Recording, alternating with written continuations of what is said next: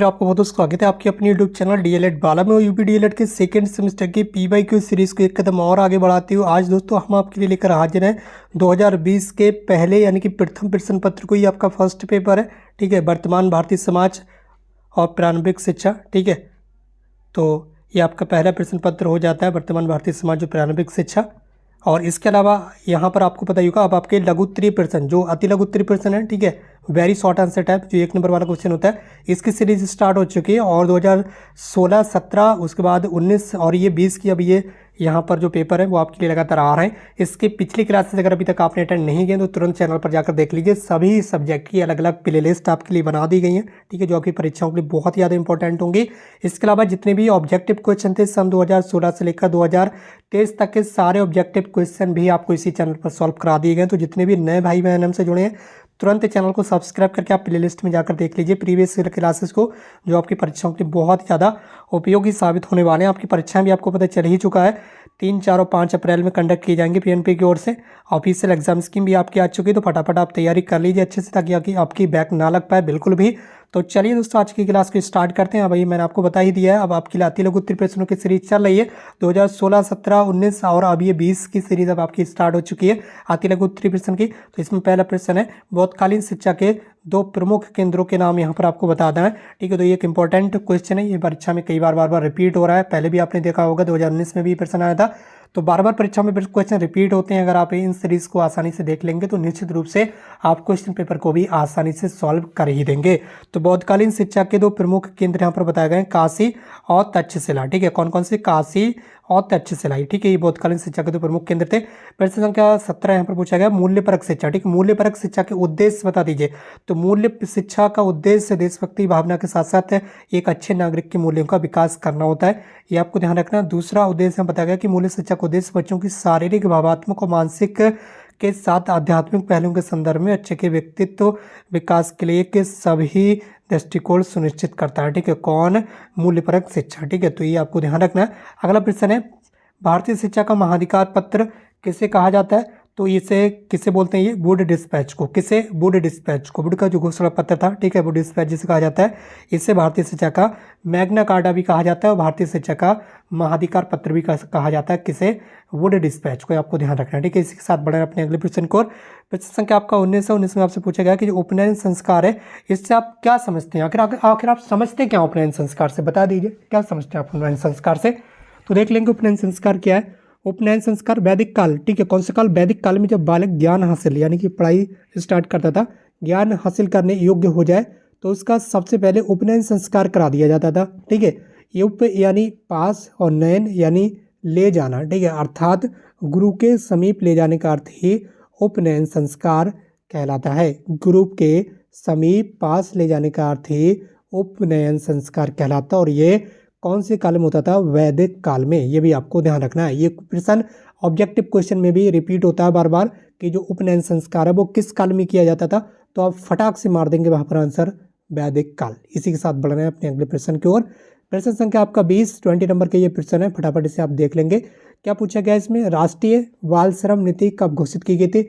ये क्वेश्चन भी बार बार परीक्षा में रिपीट होता है, चाहे वो अति लघु उत्तरीय प्रश्न हो या फिर आपके जो अति लघु उत्तरीय प्रश्न हो या फिर आपके ऑब्जेक्टिव क्वेश्चन हो। ये क्वेश्चन भी बार बार परीक्षा में रिपीट हो रहा है। तो जितने भी भाई बहन हमसे जुड़ चुके हैं तुरंत चैनल को सब्सक्राइब कर लें और इस क्लास को अपने अदर फ्रेंड्स के साथ भी शेयर कर दें। तो राष्ट्रीय बाल श्रम नीति जो है 1987 में बाल श्रम के मुद्दे पर सरकार ने नीति घोषित की, जो कि बाल श्रम समस्या से निपटने के लिए की थी, ठीक है, निपटने के लिए थी। तो ये बाल श्रम नीति कब आई थी? 1987 में। आपको ध्यान रखना। अगला प्रश्न है, शिक्षा का निस्यंदन सिद्धांत किसने दिया था? तो ये दिया था आपका लॉर्ड मैकाले ने। आपको ध्यान रखना है, शिक्षा का निस्यंदन सिद्धांत, ठीक है, निस्यंदन सिद्धांत, ठीक है। यह शिक्षा का छनाई का सिद्धांत भी बोलते हैं, शिक्षा का छनाई का सिद्धांत। तो आपसे पूछ ली किसने दिया था ये सिद्धांत, तो आप बता दीजिए फटाफट, लॉर्ड मैकाले ने, ठीक है। इसके अनुसार क्या था? शिक्षा जो थी वो उच्च वर्ग के लोगों को दी जाए, जिससे छनकर निम्न वर्ग तक के लोगों तक ये पहुंचे। क्या? एजुकेशन मतलब शिक्षा, ठीक है। तो इसी के साथ बढ़ रहे हैं अपने अगले प्रश्न की ओर।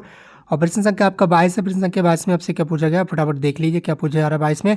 प्रश्न संख्या 22 में आपसे पूछा गया कि प्लेटो प्लेटो प्लेटो की कोई एक प्रमुख रचना का नाम लिख दीजिए। तो प्लेटो की प्रमुख रचना बता दी गई है। आपसे तो एक ही पूछी थी, आप एक लिख देंगे तो आपको उसी में 1 नंबर मिल जाएगा। लेकिन यहाँ पर कई सारी पुस्तकों के नाम यानी कि इनकी जो रचना है वो लिखी हुई हैं। ठीक है, तो आप इनको याद कर लीजिए। जो भी ये क्वेश्चन ऑब्जेक्टिव में भी आपसे पूछा जा सकता है कि द रिपब्लिक या the Statesman, the Laws, Ion, Symposium आदि। ठीक है, ये रचना कोई सी भी आ सकती है ऑब्जेक्टिव क्वेश्चन में, आपसे पूछ लिया जगह लेगा वहाँ पर कि इनमें से ये कौन सी रचना प्लेटो की है या प्लेटो की कौन सी रचना इनमें से कोई एक। ठीक है, तो वहाँ पर आपको आंसर मारना होगा। बाकी यहाँ पर आप देख लीजिए, इस सारी की सारी किसकी रचना है?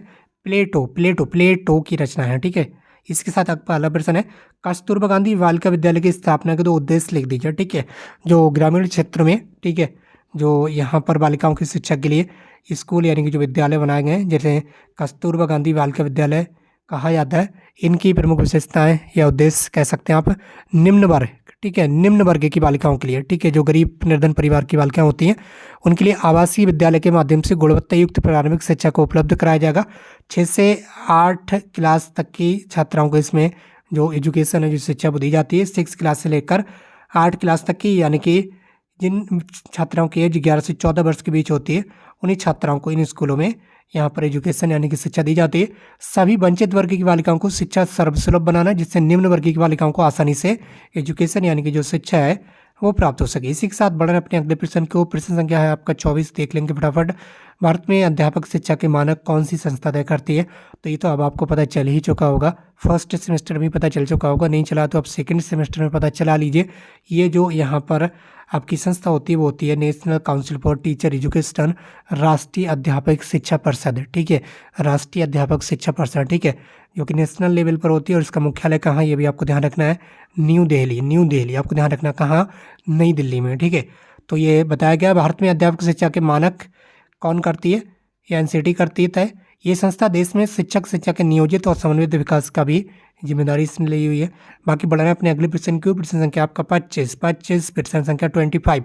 शिक्षा की एक परिभाषा दे दीजिए, कोई बात नहीं, लीजिए एक परिभाषा, डेफिनेशन ऑफ एजुकेशन। ठीक है, शिक्षा की परिभाषा। स्वामी विवेकानंद जी ने कह दिया कि शिक्षा मनुष्य की अंतर्निहित पूर्णता की अभिव्यक्ति है। क्या है? जो एजुकेशन है वो मनुष्य ह्यूमन की अंतर्निहित, ठीक है, वो अंतर्निहित पूर्णता की अभिव्यक्ति, ये आपको ध्यान रखना। ठीक है, इसी के साथ आपका अगला प्रश्न है प्रश्न संख्या आपका 26। इसमें आपसे क्या पूछा गया फटाफट देख लीजिए। शिक्षा के उद्देश्य शिक्षा के 2 उद्देश्य बताना है आपको, केवल शिक्षा के 2 उद्देश्य निम्नलिखित है। शिक्षा का उद्देश्य व्यक्ति का सर्वांगीण विकास करना है। कैसा? सर्वांगीण, यहाँ पर ध्यान रखना है, सर्वांगीण। ठीक है, शिक्षा का उद्देश्य सर्वांगीण विकास करना है। ठीक है, दूसरा आपका शिक्षा का उद्देश्य व्यक्तित्व की जन्मजात शक्ति या क्षमता को विकसित करना है। व्यक्ति के अंदर जो शक्तियाँ होती है, अब जो जन्मजात उनके अंदर क्षमता होती है, ठीक है, कोई भी स्किल होती है, उसको यहाँ पर निखारना है। ठीक है, उसका विकास करना है। तो ये सारे के सारे क्या शिक्षा के उद्देश्य है। अगला प्रश्न है प्रश्न संख्या 27 है, 27 नंबर का प्रश्न है, कोई बात नहीं, फटाफट देख लेंगे। यहाँ पर ड्रॉप आउट से आप क्या समझते हो? What is drop out? ठीक है, तो ड्रॉप आउट क्या है देख लेंगे फटाफट। ऐसे छात्र ड्रॉप आउट छात्र कहलाते हैं जो नामांकन करवाकर 1-2 साल बाद स्कूल छोड़कर भाग जाते हैं, यानी कि स्कूल छोड़कर वो चले जाते हैं। आपने एडमिशन कराई, 1-2 साल पढ़ाई की और स्कूल छोड़कर फिर आप निकल लगे। ठीक है, किसी भी रीजन की वजह से बच्चा छोड़कर चला जाता है। ठीक है, चाहे उसके माँ बाप उसे नहीं पढ़ा पा रहे हो या फिर वो पढ़ना नहीं चाह रहा हो। ठीक है, कई सारी प्रॉब्लम्स हो सकती हैं, फाइनेंशियल प्रॉब्लम हो सकती हैं, अदर कई सारी प्रॉब्लम हो सकती हैं। ठीक है, तो इस तरह से यहाँ पर ये ड्रॉप आउट की कैटेगरी में आ जाता है। अगला प्रश्न आपका 28, भारतीय राष्ट्रीय कांग्रेस के 2 प्रमुख आंदोलनों का नाम लिख दीजिए। कोई बात नहीं, लिख दीजिए फटाफट लिख दीजिए। भारतीय राष्ट्रीय कांग्रेस के 2 प्रमुख आंदोलन थे, तो इसमें सबसे पहला आंदोलन देख लीजिए, असहयोग आंदोलन था। ठीक है, 3 आंदोलन यहाँ पर बता देंगे, आपसे 2 ही पूछे, अब दो ही लिखना है प्रश्न में। अगर 2 पूछा जाए, 1 पूछा जाए तो 1 लिख दीजिए, 2 पूछा जाए 2, यहाँ पर 3 लिख दिए, तो आप 3 में से 2 तो याद रख ही लेंगे। तो दूसरा आपका सविनय अवज्ञा आंदोलन, तो तीसरा था आपका भारत छोड़ो आंदोलन। कौन सा?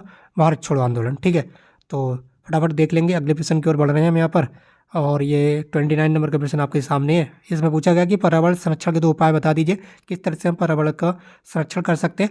वन संरक्षण और वृक्षारोपण को सबसे अधिक बढ़ावा देना चाहिए, ज़्यादा से ज़्यादा आपको वृक्ष लगाना चाहिए। हमेशा आपको कहा जाता है वातावरण को स्वच्छ बनाने के लिए, ठीक है, हमें हमेशा ज़्यादा से ज़्यादा पौधरोपण करना चाहिए, वृक्ष लगाना चाहिए। ठीक है, पेड़ पौधे लगाना चाहिए।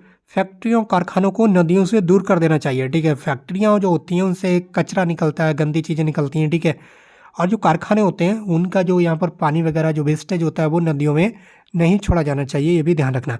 और आज की क्लास का अंतिम प्रश्न तो आपको पता ही है, आपके सामने स्क्रीन पर है। टोटल 15 क्वेश्चन ही रहते हैं 50 वाले में। 50 नंबर का जो पेपर होता है उसमें 15 ऑब्जेक्टिव और 15 आपके अति लघु उत्तरीय रहते हैं। तो यही 15 अति लघु उत्तरीय क्वेश्चन आपके सॉल्व हो चुके हैं आज की क्लास में। और ये अंतिम प्रश्न है कि 4 नैतिक मूल्य, नैतिक मूल्यों का नाम लिख दीजिए कि 4। तो निष्पक्षता हो गया आपका, सम्मान हो गया, ईमानदारी और बड़े की आज्ञा मानना, ये सारे के सारे क्या हैं, ये नैतिक मूल्य हैं आपके। ठीक है, तो इस तरह से ये आज की क्लास कंप्लीट हुई और इनमें से काफ़ी ज़्यादा क्वेश्चन परीक्षा में रिपीट होंगे। आप परीक्षाओं को अच्छे से याद कर लीजिए, यानी कि इन क्वेश्चन को अच्छे से देख लीजिए, आप याद करके रखिए कि किस तरह से यहाँ पर आपकी परीक्षा में ये जो क्वेश्चन है वो रिपीट होते हैं। अगर आप प्रीवियस इस क्वेश्चन पेपर की जो सीरीज लगातार चल रही है, जैसे हम PYQ सीरीज बोलते हैं, अगर इससे आप अच्छे से अटेंड करते हैं तो निश्चित रूप से आप आसानी से पास हो जाएंगे, आपको कोई रोकने वाला नहीं होगा। बाकी दोस्तों आज की इस क्लास को समाप्त कर रहे हैं और अगली क्लास आपको पसंद आई हो तो कृपया करके शेयर जरूर कर दें अपने फ्रेंड्स के साथ। और अगर आप चैनल पर नए हैं तो चैनल को सब्सक्राइब करके प्रीवियस क्लासेस जितने भी चैनल पर पड़ी हुई हैं सभी की प्लेलिस्ट बन चुकी है, प्लेलिस्ट में जाकर आप चेक कर लीजिए सब्जेक्ट वाइज। बाकी दोस्तों आज की इस क्लास को यहीं पर समाप्त कर रहे हैं। हमसे जुड़ने के लिए बहुत बहुत धन्यवाद। Thank you so much for connecting with us.